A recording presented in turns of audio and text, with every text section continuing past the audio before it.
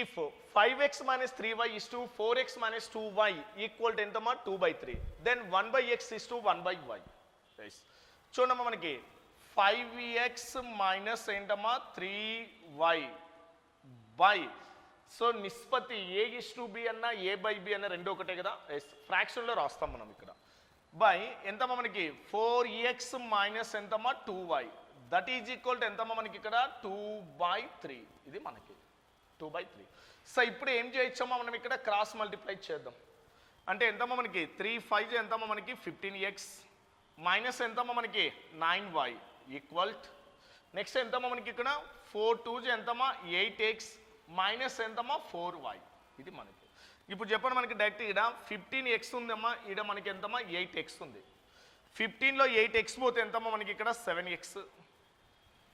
So ఇక్కడ 4y ఉంది, ఇక్కడ మైనస్, ఈ మైనస్ అవతలకి పోతే ఏమవుతుందో ప్లస్ అవుతుంది. 9yలో 4y పోతే ఎంతమ్మా మనకి 5y అవుతుంది. Then what is that x is to y. So ఎక్స్కి ఆపోజిట్ ఎంత ఉందమ్మా మనకి 5, వైకి ఆపోజిట్ ఎంత ఉందమ్మా 7. So that is what is that x is to y 5 is to 7.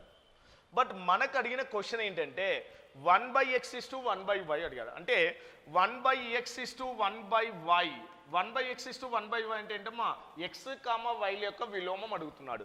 అంటే అప్పుడు ఎంతమ్మా x is to y ఎంతమ్మా 5 is to 7 అయితే 1/x is to 1/y అంటే ఎంతమ్మా మనకి 1/5 మైనస్ ఎంతమ్మా 1/7. ఇప్పుడు ఏంటమ్మా ఈ సింగిల్ రేషియో కావాలంటే ఏం చేయాలి, డైరెక్ట్ క్రాస్ మల్టిప్లై చేయండి.